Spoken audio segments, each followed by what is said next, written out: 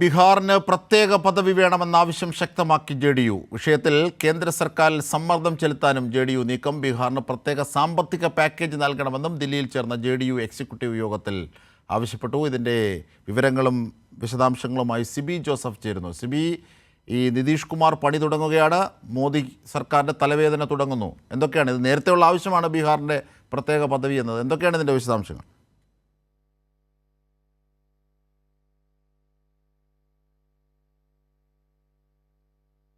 ബീഹാറിന് പ്രത്യേക പദവി വേണമെന്ന് നേരത്തെ തന്നെ ആവശ്യം ഉയർന്നിരുന്നതാണ്.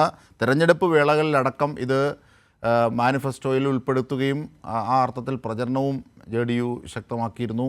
ഇതിൻ്റെയൊക്കെ ഭാഗമായി കൂടിയാണ് ഇപ്പോൾ ജെഡിയു, നിതീഷ് കുമാറിൻ്റെ ജെഡിയു വലിയ അർത്ഥത്തിൽ സമ്മർദ്ദം ചെലുത്തുന്നത്. BJP സർക്കാരിലേക്ക് സമ്മർദ്ദം ചെലുത്തുന്നു. അതാണ് ഇതിൻ്റെ വസ്തുതയായി ഇപ്പോൾ നിലനിൽക്കുന്നത്.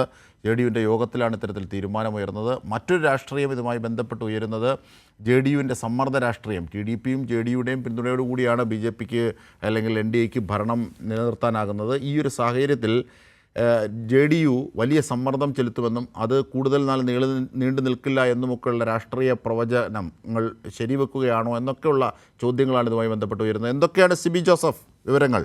എന്താണ് ജെഡിയു യോഗത്തിൽ ഉയർന്നത്?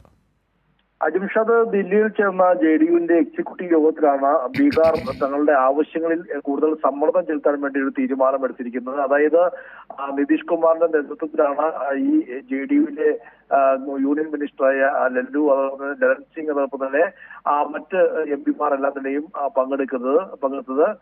12 MP-മാർ ജെഡിയുവിന് ലോക്സഭയിലുണ്ട് താനും. അതുകൊണ്ട് തന്നെ ബീഹാറിന് പ്രത്യേക പദവി വേണമെന്ന ആവശ്യം ശക്തമാക്കാൻ തന്നെ ജെഡിയു തീരുമാനിച്ചിരിക്കുകയാണ്. മാത്രമല്ല, ഈ ബീഹാറിന് പ്രത്യേകമായ സാമ്പത്തിക പാക്കേജ് കൂടി വേണമെന്നൊരു ആവശ്യം കൂടി അവർ ഉന്നയിക്കുന്നു. ഈ കാര്യത്തിൽ കേന്ദ്ര സർക്കാരിൽ സമ്മർദ്ദം ചെലുത്താൻ വേണ്ടി ഇന്നിപ്പോൾ ജെഡിയു എക്സിക്യൂട്ടീവ് യോഗം തീരുമാനിച്ചിരിക്കുകയാണ്. കൂടാതെ പിന്നോക്ക വിഭാഗം, നമുക്കറിയാം ബീഹാറിൽ ജാതി സെൻസസ് നടത്തുകയും പിന്നീട് 65% പേർ പിന്നോക്ക വിഭാഗക്കാരെന്ന് കണ്ടെത്തുകയും അത് പ്രകാരം സംവരണം ഉയർത്തുകയും ചെയ്തിരുന്നു. പക്ഷെ ആ ഉയർത്തിയ നീക്കം പിന്നീട് പട്ന കോടതി അത് തടയുകയും ചെയ്തു.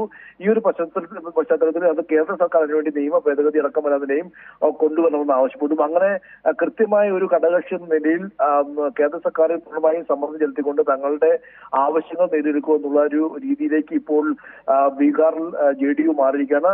കൃത്യമായി BJP സർക്കാരിനെ സമ്മർദ്ദത്തിലാക്കുക, തങ്ങളുടെ ആവശ്യങ്ങൾ ഉന്നയിക്കുന്നത് തന്നെയാണ്. നമുക്കറിയാം 2025 അടുത്ത വർഷം ബീഹാറിൽ സംസ്ഥാന തെരഞ്ഞെടുപ്പ് വരാൻ പോവുകയാണ്. ആ ഒരു പശ്ചാത്തലത്തിലാണ് ഇത്തരത്തിൽ ഈ പ്രത്യേക പദവി അടക്കം നേടിയെടുത്തു കഴിഞ്ഞാൽ അവിടെ രാഷ്ട്രീയമായ നേട്ടം ജെഡിയുവിന് ലഭിക്കും. അത് കണ്ടുകൊണ്ട് തന്നെയാണ് ഇപ്പോഴത്തെ സാഹചര്യത്തിൽ BJPയെ പ്രതിരോധത്തിലാക്കിക്കൊണ്ട് ഈ ഒരു നേട്ടത്തിന് വേണ്ടി ബീഹാർ ശ്രമിക്കുന്നത്. സ്വാഭാവികമായും ആന്ധ്രയ്ക്കും പ്രത്യേക പദവി വേണമെന്ന ആവശ്യം മറ്റൊരു സഖ്യകക്ഷി TDP നേരത്തെ തന്നെ ഉന്നയിച്ചിരുന്നു. ഇനി ബീഹാറിന് പ്രത്യേക പദവി നൽകിയാൽ ആന്ധ്രയ്ക്കും നൽകേണ്ടി വരും.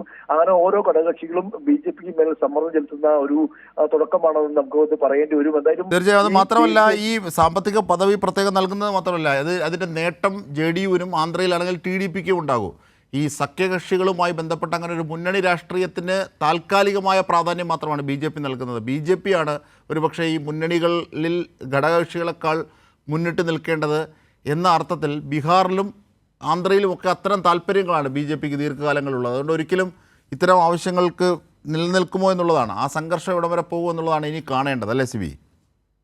തീർച്ചയായും ഇത് എത്രത്തോളം BJPക്ക് അംഗീകരിക്കാൻ കഴിയുമെന്നുള്ളത് ഏറ്റവും പ്രധാനപ്പെട്ട ഒരു ചോദ്യം തന്നെയാണ്. കാരണം ബീഹാറിന് പ്രത്യേകമായ സാമ്പത്തിക പദവി അനുവദിച്ചു കഴിഞ്ഞാൽ സ്വാഭാവികമായും ആന്ധ്ര ആവശ്യം ഉന്നയിച്ചിട്ട് വരും, മറ്റു ഘടകകക്ഷികൾക്കും ആവശ്യം ഉന്നയിക്കാം. അങ്ങനെയാകുമ്പോൾ സ്വാഭാവികമായും ഒരു വലിയ ഒരു വിലപേശലിലേക്ക് കാര്യങ്ങൾ പോകുമെന്ന് കൃത്യമായി BJPക്ക് അറിയാം. പക്ഷേ നിതീഷ് കുമാറിന്റെ ജെഡിയു ഇന്ന് തീരുമാനിച്ചിരിക്കുന്നത് ഈ ബീഹാറിന് പ്രത്യേക പദവി എന്നൊരു ആവശ്യമൊന്നും പിന്നോട്ട് പോകേണ്ടതില്ല എന്ന് തന്നെയാണ് ഇവർ തീരുമാനിച്ചിരിക്കുന്നത്. കാരണം നിയമസഭ 2025 വരാൻ പോകുന്നു.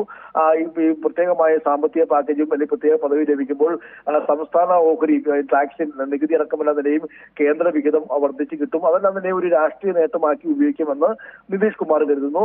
മാത്രമല്ല, ഇത് ഏറ്റവും പ്രധാനപ്പെട്ട മറ്റൊരു പ്രധാനപ്പെട്ട കാര്യം ഈ സംവരണമാണ്. നമുക്കറിയാം ജാതി സെൻസസിനോട് ഒരിക്കലും BJP അംഗീകരിക്കാത്ത ഒരു പാർട്ടിയാണ്. പക്ഷേ ബീഹാറിൽ ജാതി സെൻസസ് നടത്തിയ ഒരു പശ്ചാത്തലമുണ്ട്. അതിന്റെ അടിസ്ഥാനത്തിൽ സംവരണം ഇപ്പോൾ 65% ഉയർത്താൻ ശ്രമിച്ചു. പക്ഷെ അത് പട്ന ഹൈക്കോടതി റദ്ദാക്കി. ഇനിയിപ്പോൾ ഒരു വഴി എന്ന് പറയുന്നത് കേന്ദ്ര സർക്കാർ അത് ഒരു നിയമ ഭേദഗതി കൊണ്ടുവരിക എന്നുള്ളതാണ്. അങ്ങനെ അതും JDU-ന് ആ അർത്ഥത്തിൽ തിരിച്ചടിയാണ് ഉണ്ടായത് സംവരണത്തിന്റെ വിഷയത്തിലും. അതും കോമ്പൻസേറ്റ് ചെയ്യാനുള്ള ശ്രമങ്ങൾ, ഒരുപക്ഷെ ആ സമ്മർദ്ദങ്ങളൊക്കെ പാവഭാരം പോലെ മോദി സർക്കാരിന് ചുമക്കേണ്ടി വരും. ഇത്തരം ആന്തരിക വൈരുദ്ധ്യങ്ങളാണ് ഈ NDA സർക്കാരിൽ ഇപ്പോൾ കൂട്ടിമുട്ടുന്നത്. ഇതിൻ്റെ ഏറ്റവും പുതിയ ഉദാഹരണം കൂടിയാണ് ഇപ്പോൾ പുറത്തുനിന്ന്. സിബി ജോസഫാണ് വിവരങ്ങൾ, വിശദാംശങ്ങൾ നൽകിയത്.